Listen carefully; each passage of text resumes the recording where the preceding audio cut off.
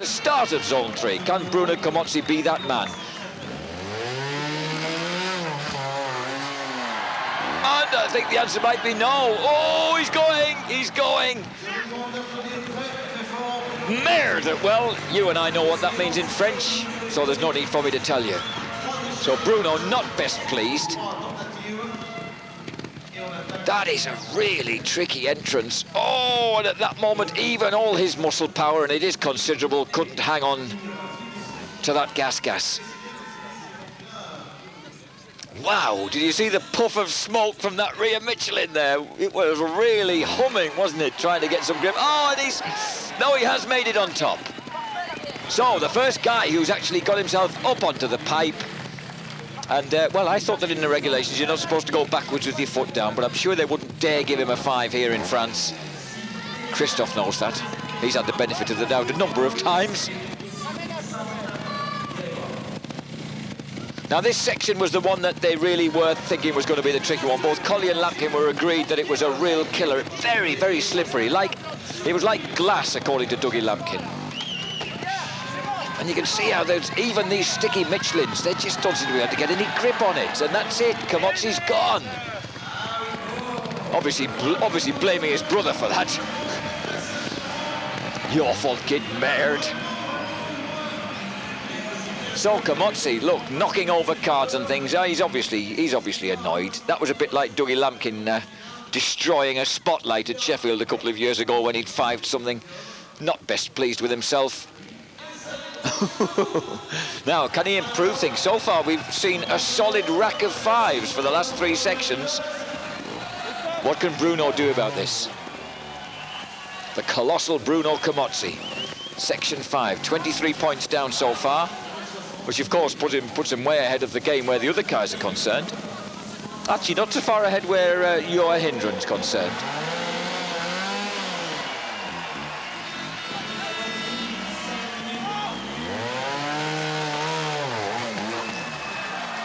He can't make it, and it's going to be really, I don't know, it's going to take a lot of confidence for anybody to get up there. There's so little grip available in that Orangina, and it's funny, Orangina, the real stuff, is usually fairly sticky, isn't it? Horrible, tacky stuff. But obviously the effluent that they've got there ain't quite up to the mark in terms of making those Michelin stick. And that's 3 5s for 3 riders on sections 3, 4 and 5 so far in round 2. Remember, all points count. And that puts Bruno Comozzi onto about 28. And it would make it very surprising that we were going to have a French winner here tonight, even though we know that the crowd would dearly love to have such a thing. The next man up will be, surprisingly, the reigning indoor and outdoor world champion of 1997 and 1998. That makes 4 world championships in 2 years. And this is Dougie Lampkin, 22-year-old from Silsden in West Yorkshire, on the factory beater out of Florence.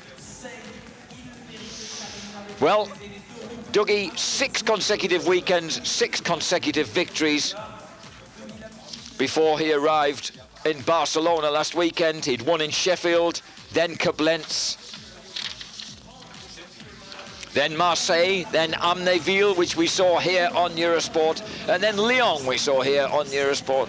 Then he won at Le Canet, we've also seen on Eurosport in the second round of the World Championship Series.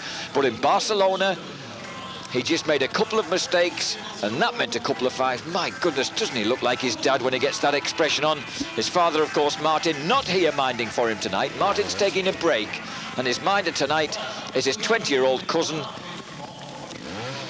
James Lampkin, rather entertainingly known as the family in Doss. James Dossa Lampkin is the boy in charge of Dougie Lampkin tonight. But Dougie 5'd section 4, and he 5'd the race, and he even managed to lose 1 point on section 2. So here he goes, with James running alongside. James has only got his trainers, all you'll notice. He's not intending to get himself into the Orangina Lake, because he doesn't want to get wet feet. Incidentally, remember, it's Valentine's Day tomorrow, and the guys have got their girlfriends with them. Dougie's girlfriend, Nicola, who's a teacher training student at Lancaster. They've already been out shopping. And they're preparing for a Valentine's Day out with their girlfriends tomorrow. And Steve Colley also, incidentally, has his girlfriend Claire along, so the British boys, after hopefully a British 1-2-3, that they might manage. Remember last year it was a British 1-2-3. Dougie Lampkin won, Graham Jarvis was second, Steve Colley in third place. Lampkin, of course, was going for a hat-trick because he won also in 1996. Beg your pardon, he won also in 1997. 1996, Steve Colley had won. And before that, Colley had twice been beaten by the Spaniards Jordi Tarras and Mark Colomé. So Colley's record, amazingly, from his first appearance in 94, second, winner and second.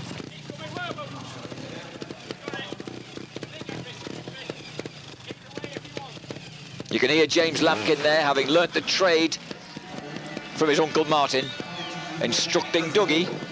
Remember, Lampkin did drop a point, rather surprisingly, on lap 1 here.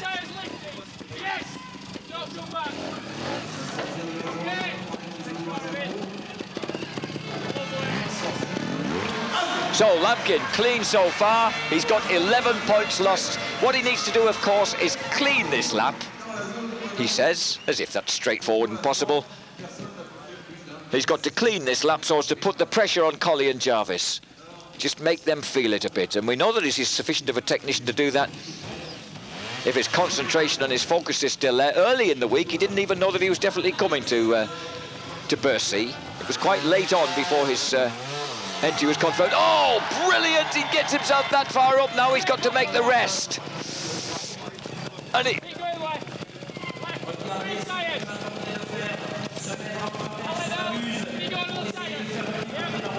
James talking him through it. What an... Oh, and Dougie's decided he's going to go back and try again. So far, 1 point on. Absolutely terrific stuff. He decides on an exit, fires it up. Oh, but no! And even Dougie Lampkin, the man who's simply dominated trials for the last 2 years, doesn't quite make it onto Section 3. Is anybody going to get up on that start to Section 3? What's disappointing me is I wanted to see the guys up there on those awesome cylinders actually showing us what they can do when they get on top of them. But so far, Bernard Estrepo has misjudged just how tricky that entrance is, I think. Now, Lampkin, talking to Lampkin earlier in the evening, he didn't sound like a man whose confidence had been in any way put out by losing to Colomé in Barcelona. Incidentally, we'll be bringing you the highlights of Barcelona, round 3 of the World Championship, here on Eurosport on Monday evening. Don't miss it, here on Eurosport on Monday evening. Oh, and look at Lampkin proving this is the section he said was absolutely treacherous. Now, let's see how the master deals with it. Winner in March 97, winner in March 98. Here he is, February the 13th. 1990, I don't like to emphasise the 13th, February the 13th, 1999. Can he make it a hat-trick yet? James having to wear, as a minder, having to wear one of those awful armbands that Bercy usually makes us wear as photographers.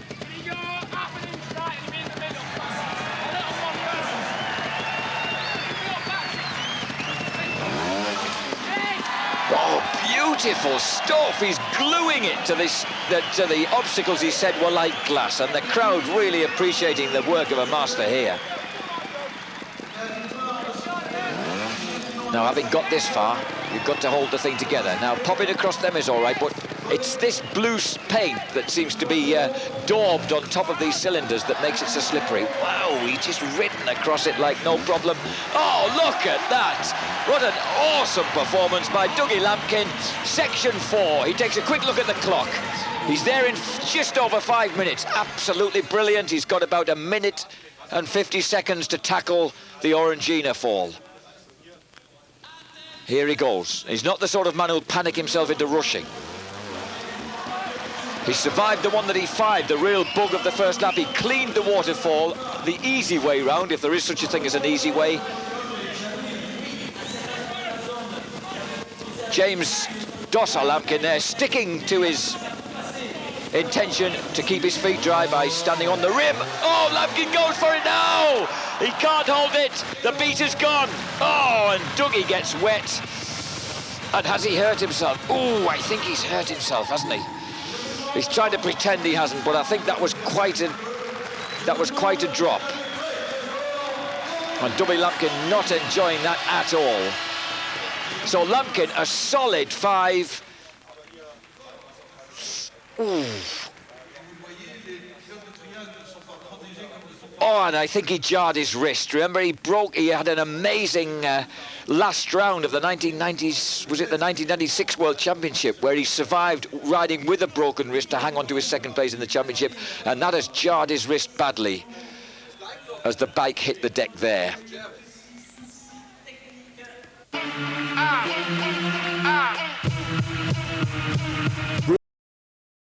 Back to Paris-Bercy and the DCM World Trials Master here in Bercy, Steve Colley, the showboater himself.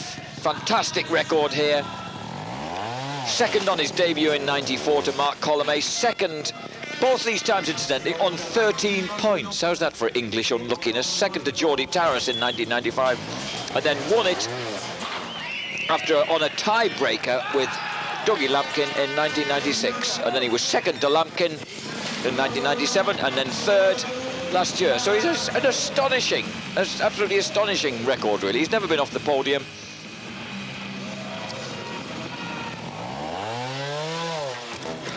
And here he goes into section 2. Remember, in section 2, he was clean right the way through to section 4, in fact, in his first round.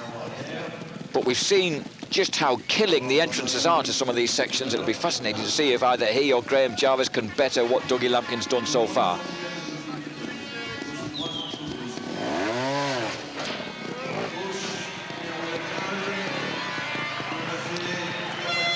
Lampkin then has lost 21 points altogether. Those 2 5s, no other points lost. Bruno Camozzi 5'd his race against Lampkin. So Lampkin has set a target of 21. Colley, 7 on the first lap. He's got to dip under that 21, and he's got to set a hell of a target for Graham Jarvis. Grimbo, remember, just 4 points lost on the first lap. He's the man who'll go last.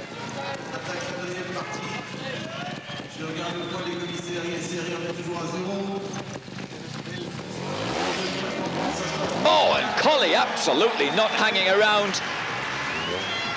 Remember, this is the guy who the crowd love here in Paris. He's a very, very popular figure. I mean, wherever he goes, really, because... in fact, I'd like to read you a little bit from the wonderful press releases that we get here in France in their glorious broken English. This pilot is the most spectacular indoor trial, but his ardour costs him sometimes lots. There you go, Steve Colley, his ardour. Sometimes he misses the race because he is too enthusiastic. Style knows how to get hold of the public. Oh, look at that!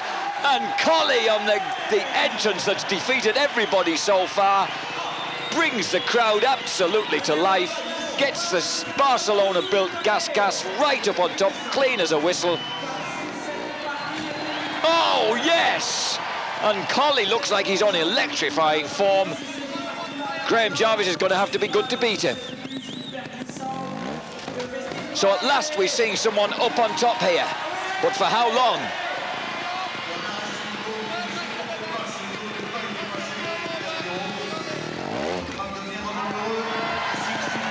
Brilliant stuff from Steve Colley, the 26-year-old from Onken in the Isle of Man. Oh, he's just easing it across on the sump guard. Remember, as long as he's moving forward, then that's fine. If that sump guard is down on the deck, doesn't matter. And it's great riding, this fantastic riding from Colley, and he just hurls it off. Uses those long legs of his 6'2" frame to absolute maximum. And just 3.5 minutes down so far. Quick drink from Paul Gamble. Talking at him all the time. Gamble is full-time minder, really, a part-time car thief from Leeds. And this is what he does for an honest job. Zone 4, La Raffinerie. Oh, and he's not made it. Oh, and that entrance, Colley can't believe it.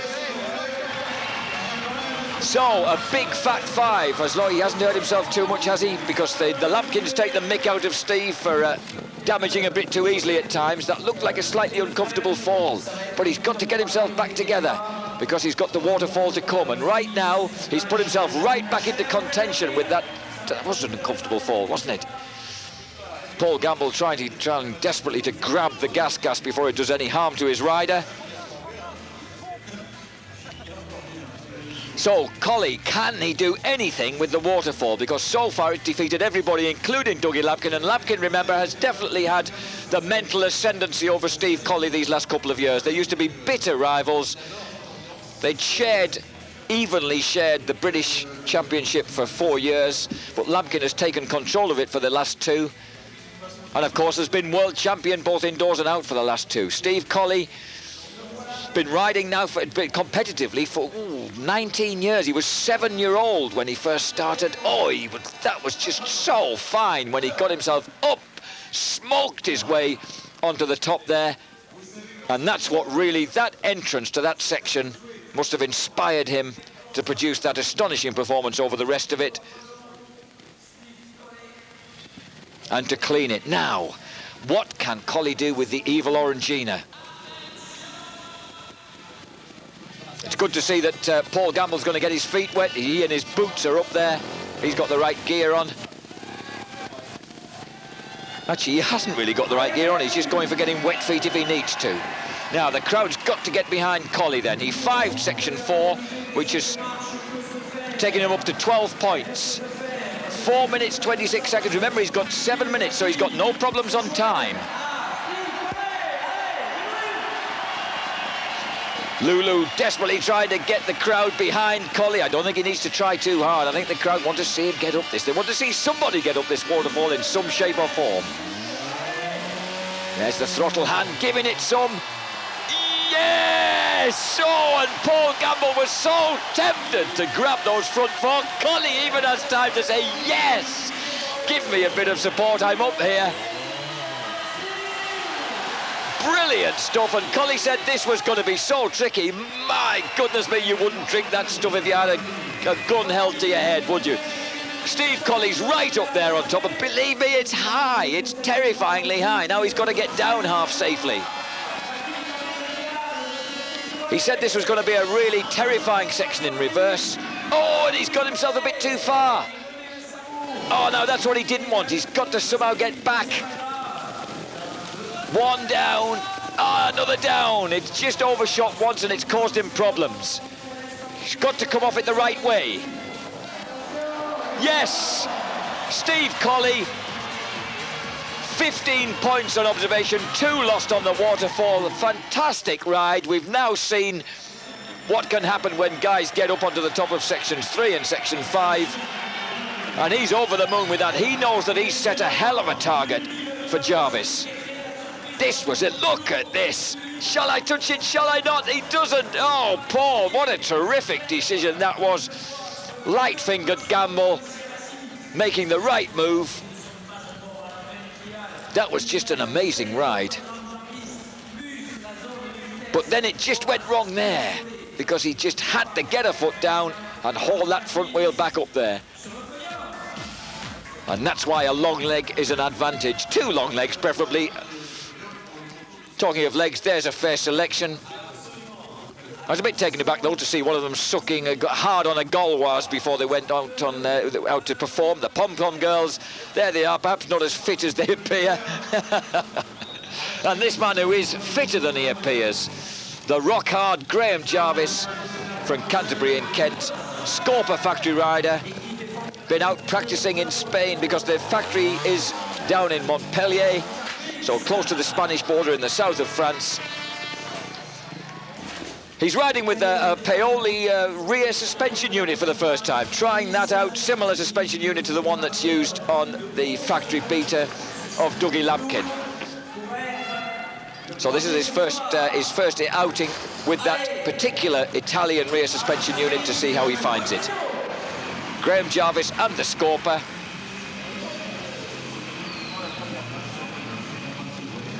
Looking intent, looking relaxed though. He's not looking like the nerves have got to him. He's been able to sort of watch everybody else in action. He knows he's got the advantage from the first lap. He's seen what Collier's done. He's seen what Lampkin has failed to do. And he knows that Collier's set the standard with 15, which gives him 11 marks to play with. Well, let's say 10 if he's going to win it outright. But remember, of course, that they've got a race off as well. And that can cost one of them a point. I mean, it could get that close.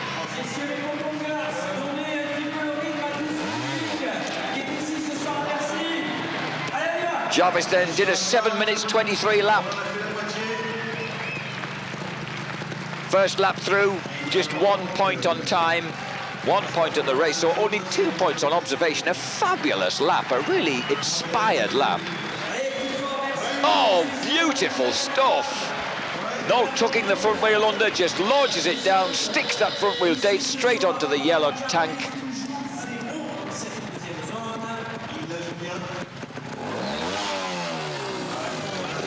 You don't want to go too far there. Those brakes hard on the moment he lands, or even before. The Paoli forks. Dougie Lampkin was saying that the Italian-made, whoa, and down! Dougie Lampkin was saying those Italian-made Paoli forks are something else in terms of technique, the advanced technical structure of them. He said when you go out testing them, they strap a computer to the seat of your bike and make you go out for half an hour while they take readings. So certainly the fork should never let you down when you're attempting to attack something like this. Everything is on your side, but it's a question of, well, Grimbo, can you get up there? Here he goes, the 23-year-old Englishman on the French Scorpa. Oh, he's got into that position that nobody's got out of yet. Lampkin managed to get there, Hindren managed to get there, Camozzi managed to get there, but they didn't get any further. Now, how's Jarvis going to tackle it? Is he going to go back and try again? I think he might. I think he's going to do a Lampkin. I think he's thought, right, I've got to make it in one if I'm going to get there. Or is he going to try and go up it sideways? Remember, Graham was a BMX star until he was 10. He still likes messing on push bikes. The sort of crab-like approach is a very, very common one amongst cycle trials and BMX riders. In fact, anything to do with pedal-powered two-wheelers. So Graham's obviously decided that he can possibly get up sideways on. He's made as much room for himself as he can. Oh, but no! Simply never got the grip, never got the lift. And I think you've got to count that as a 5, and he goes up to 9 points.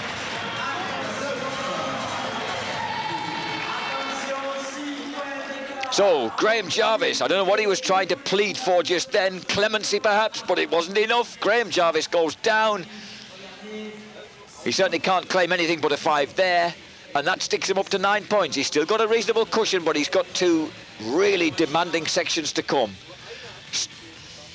Steve Bird, his minder there, just being a bit careful about grabbing that spinning Michelin as the smoke pours off it. He was minder during last year for Martin Crosswaite, who'd lost the end of a finger the year before when he was minding for a friend in Ireland. So you've got to be a bit careful where your fingers get when you're grabbing motorcycles with revving engines.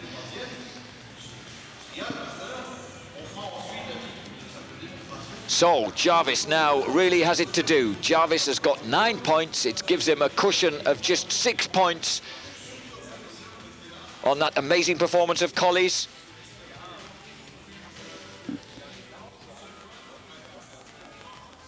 And this is a look at the slow-mo of Colley. That's an astounding ride across section 4. And here on the waterfall, Colley living up to his reputation. Could he win? Could he conceivably win his second trial Master of Bercy? Well, Graham Jarvis is the man whose fate is in his own hands, because now it's all down to him. The man on the team, Jordi Taras and Dora Gasgas, Steve Colley, has thrown down the gauntlet with a total of 15 points. And this man, Graham Jarvis, on the Malcolm Rathmell Scorpa, what can he do about it? Colley checking out. In the meantime, Colley is checking out the bobbins. Because, of course, that's what he's going to have to race across, and they could yet decide the whole outcome of the thing. Our banner in the background, indeed, right here on Eurosport, we're bringing you the best of the indoor international trials scene of 1999.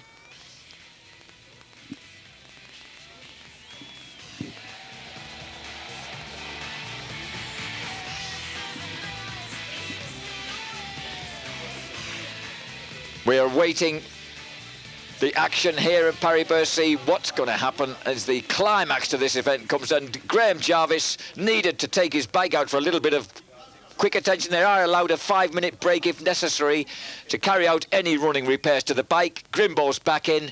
He's having a quick look at what the clock says now, but what he mustn't do is panic. We've seen him panic. He panicked badly in Sheffield when the clock was against him, and he threw away all his chances on the waterfall, the final section of the opening round of the World Championship. Now, take a few deep breaths, Graham. You've seen some pretty bizarre failures here. Dougie Lampkin and James Lampkin on the right-hand side, watching as Graham goes for it and gets it up. Oh, get that rear Michelin on there, and it's stuck, and he's on top. So, third gear was what he needed for that full-on assault. Oh, no! And Graham got it well wrong then. This is asking a lot of those Michelins, but he might be able to force it up. He might be able to force it up. 11 points down now. So he's got to get across this. He really has got to get across it to keep his chances alive into that final section.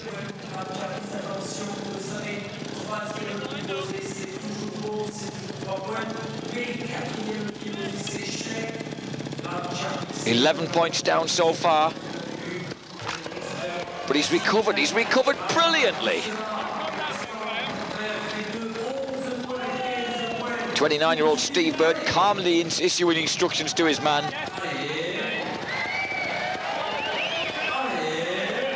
Bird himself a rider, so he's got some idea what's involved, though he'll be the first to tell you it's not to this level.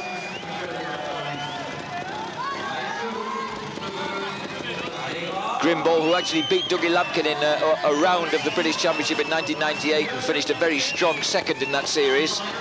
And, of course, a brilliant career-best fourth in the world.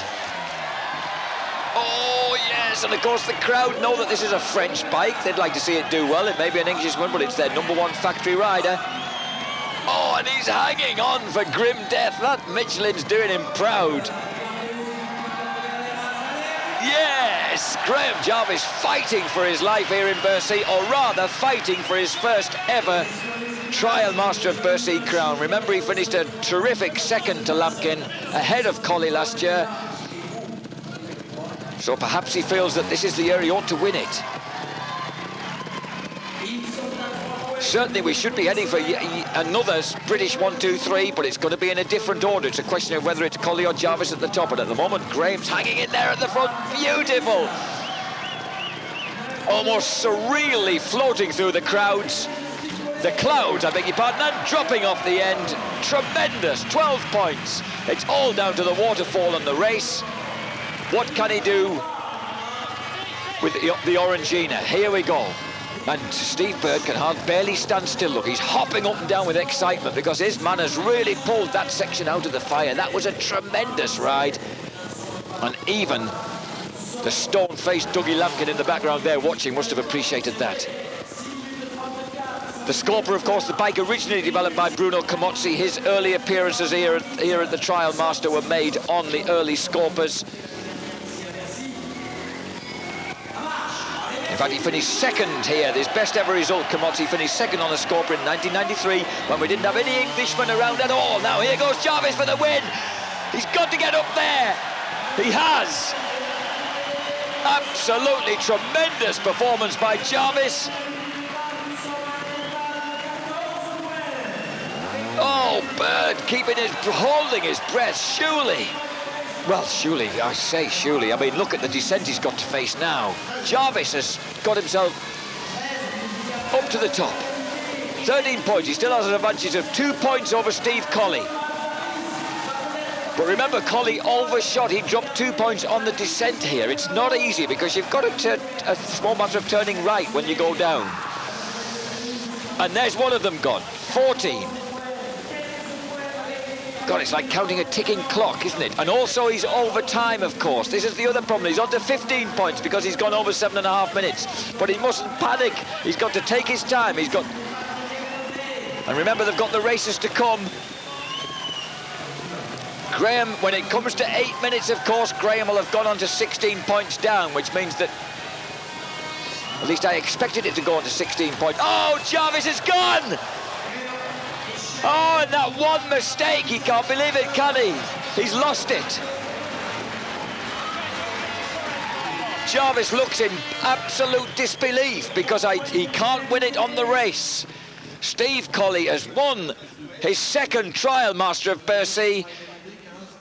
And this was the moment of truth for Graham Jarvis. He drops down, he drops too far, the brakes haven't saved him, and once the rear end comes over, he's had it. He had to stay on top of that tub. And so the grizzly green Orangina has caught out an Englishman this year, and it's Graham Jarvis. After that wonderful first lap, Steve Bird in the background there can scarcely believe what's happened to his rider, but so it's the 26-year-old man from the Isle of Man, Steve Colley, takes his second title of Trial Master of Bercy here at the 10th running of the event, ahead of Graham Jarvis, Dougie Lampkin, a complete reversal, in fact, of the result of 1998, and another whitewash for the brilliant Brits who are making this a tremendous sport for the UK right now. I'm Jack Bernicle, this is Steve Colley and Graham Jarvis. Join us again on Monday evening. Whatever.